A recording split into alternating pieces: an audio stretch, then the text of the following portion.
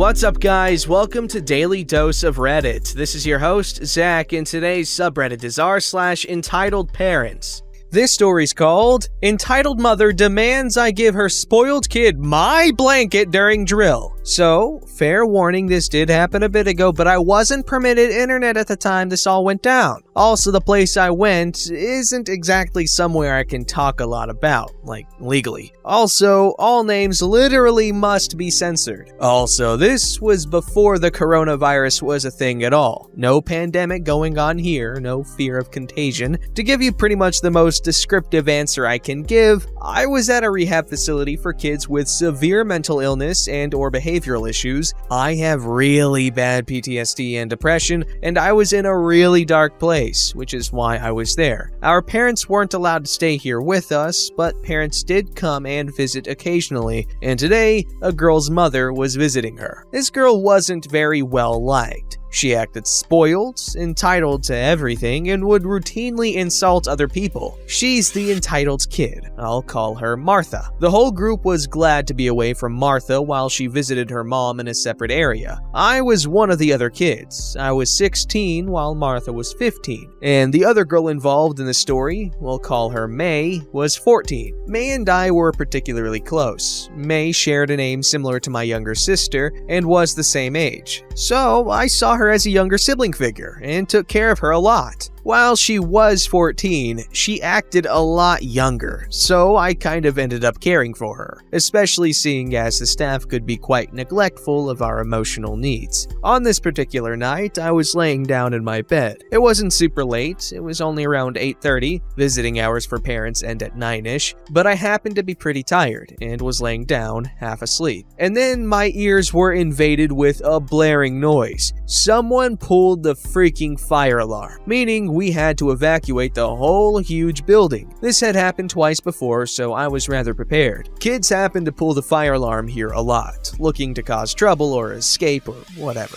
It was pretty cold and rainy out, so I threw on my shoes and grabbed a blanket I had brought from home. I was sensitive to noise and got overwhelmed pretty easily, so evacuating a crowded building full of people and noise wasn't fun, especially considering how I'd hit my head on the way out, so my head was already pounding. While all this was not very fun, neither was sitting out in the cold, damp atmosphere afterwards. A kid tried running away and another tried fighting a staff member, so I was naturally pretty on edge at the time, as were most of the other kids. Martha and her mom were talking about something or other. I tried to keep as much distance as I could between us without getting in trouble. Then, May came up to me. She was barefoot on the pavement in her PJs. She hadn't managed to bring anything outside with her. I felt bad, so I opened up my blanket and let her in so she could stay warm. The kid didn't even have shoes, so this was the least I could do. I did my best to comfort her through everything that was happening, when, mid-conversation, Martha approached us and began tugging on my blanket. A moment passed, and she looked at me and said, "Can I come in?" Now, considering that Martha was fully dressed, totally okay, called me fat on multiple occasions, and made fun of May's autistic brother and made her cry, I decided, no, sorry, I can't fit anyone else. Martha continued to try and get under my blanket, but I had no obligation to her, and it wasn't a particularly big blanket. It didn't even cover my mattress, or reach my feet when draped over me, and I'm pretty short. After pestering me for a bit, Martha huffed and walked off, and I assumed it was over, until her mother came over, with her hanging back a few paces. Now, it's kind of super against the rules to speak to any kids who aren't yours here, so I was surprised when this lady started talking to me. The staff were tied up with the runners and the fighters, but our conversation went something like this. The mom went up to my face and began speaking to me in a raised tone of voice. Again, I'm noise sensitive, so not fun. "Let my daughter under your blanket." "I'm sorry, but no. Nobody else can fit, and the other girl here doesn't have shoes." "But my daughter is so cold, I think she needs it more than you two do." Keep in mind that this blanket is mine, something I brought from home to this place. "I'm sorry, miss, but it's mine. I can't give my blanket to your daughter." This lady is now holding the hem of my blanket like she's about to yank it from us,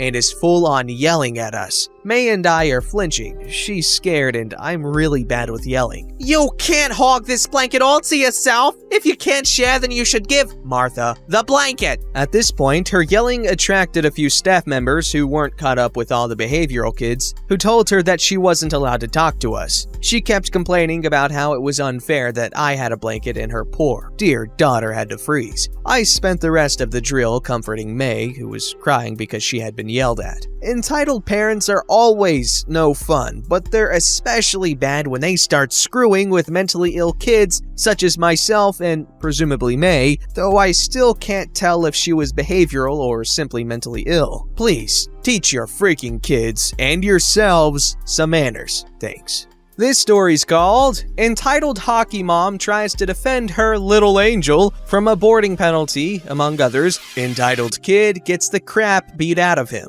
Hello, Reddit. I've been perusing this sub more often and almost thought my posting days were over. Little did I know. So, some context. I play in a neighborhood hockey league. Kinda like a beer league, but for children. It's almost not even organized, except an adult referees it, and sometimes parents show up. We had a game this fateful day, and as I was walking it, I noticed we were playing against Entitled Kids team, Bruins for simplicity. Our team was first in the league, Wild for simplicity, and Entitled Kids team was second, so it would be a grueling match. Now, Entitled Kid was normally a hypocritical bully in the first place, like dumping out water, throwing cheap shots, etc. And of course, whenever someone would retaliate, he would pull the whole, "Oh, woe is me! He shoved me!" which is legal, even in a milk league like mine. And when I say cheap shots, I mean dirt freaking cheap. He almost snapped my then crush's neck after throwing a hip check on her, causing her to do a flip and land on her head. And when the whole team came skating at him calling for his head, he deadass skated behind the ref,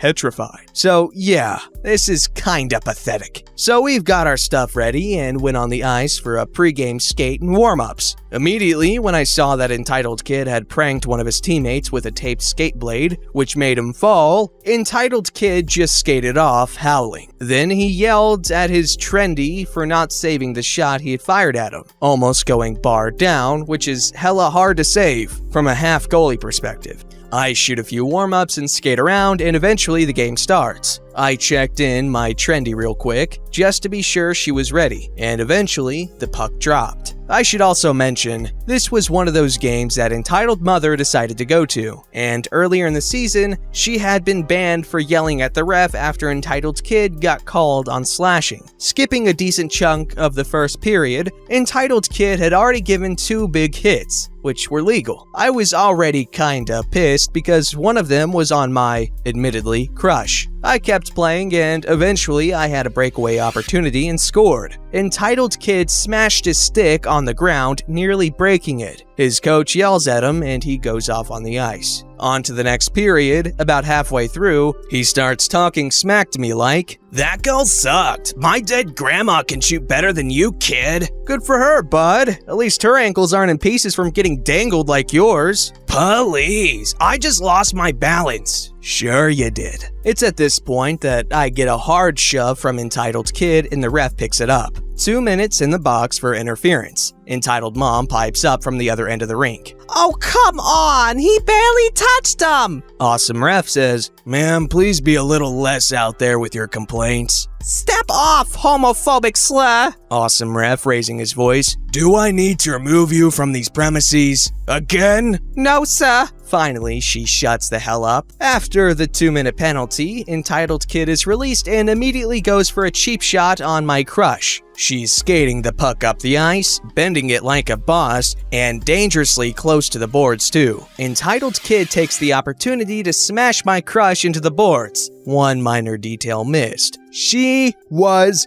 facing the damn boards. So, Basically, entitled kid skated full speed and shoulder smashed her into pure wood and plexiglass. My crush crumbles to the ground, holding her face. My whole team skated over and started tossing shoves and yelling at entitled kid. While the team nurse and my crush's mom, relevant later, the ref obviously calls for a penalty. That's when entitled mother tunes in and says, "Oh, for God's sake, you didn't even touch her!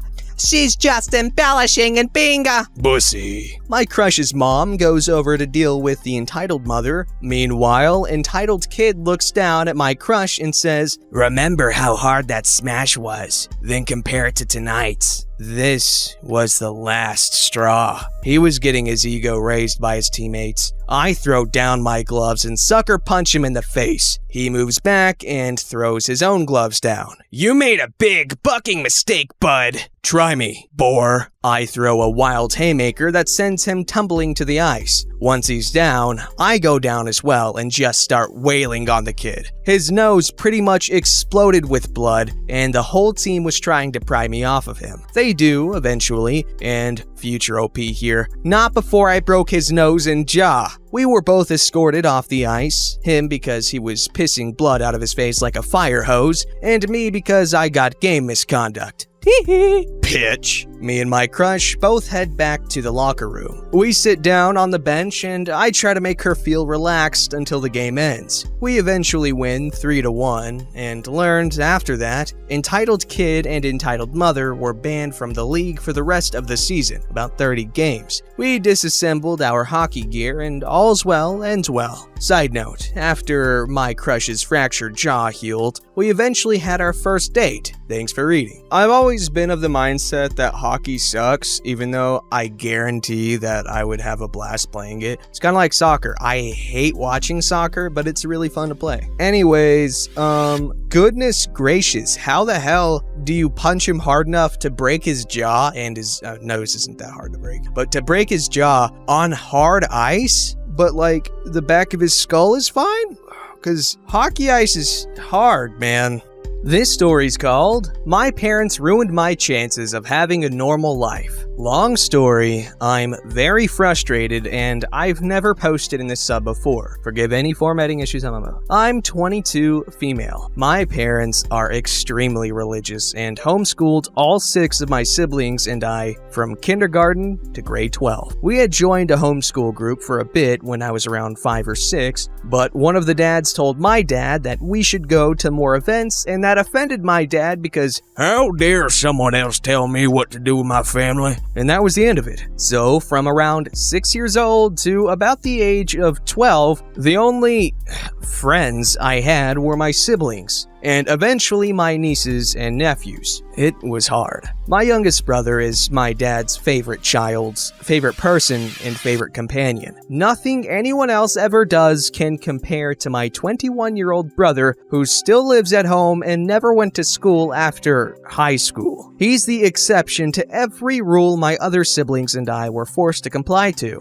He was also always bigger than me, since I'm pretty small, and was borderline cruel to me if I threatened his good standing with my dad, to the point where if my boyfriend puts his hand up to stroke my face, I automatically flinch away. It's hard to see my boyfriend look so sad when he just wanted to touch me in a very innocent way, and I flinched as if he were going to hit me. My dad never stopped my brother from hitting me. He never stopped him from twisting my arms behind my back, to the point where one of my shoulders got dislocated and I had to go to the hospital. He never stopped him from doing bad things to me and my nieces multiple times for years. Jeez. He never stopped him. Now, I had the unfortunate lot of being born female. As you can guess, women aren't as valuable in their religion as men are, and my parents had 4 daughters and only 3 sons. My dad firmly believed that my schooling only needed to go as far as basic math, basic English, and some anatomy. I still don't know math very well, because once I turned 12, I had to take over my mom's jobs of cooking, cleaning, organizing, helping my brothers with schooling,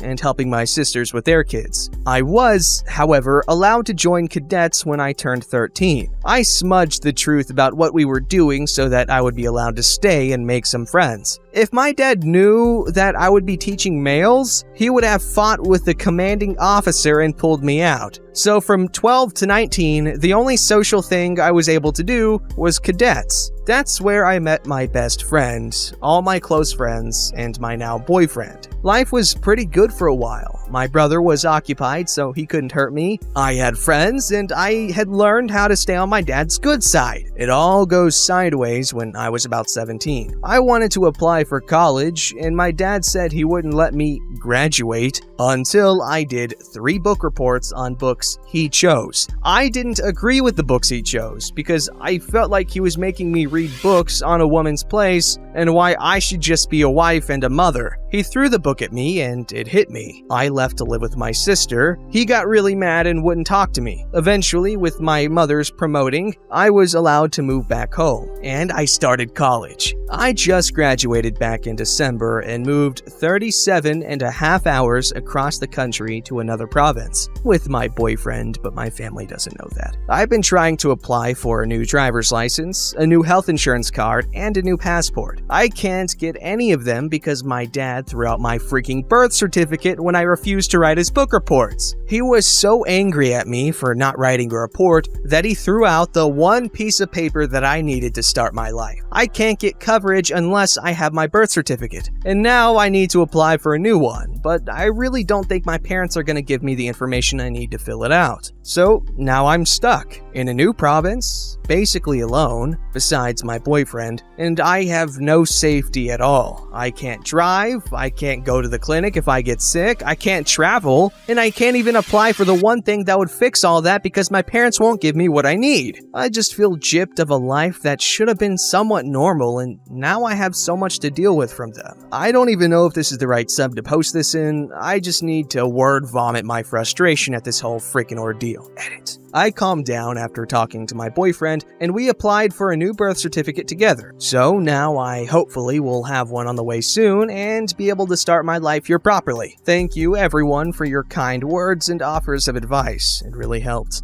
You're great people.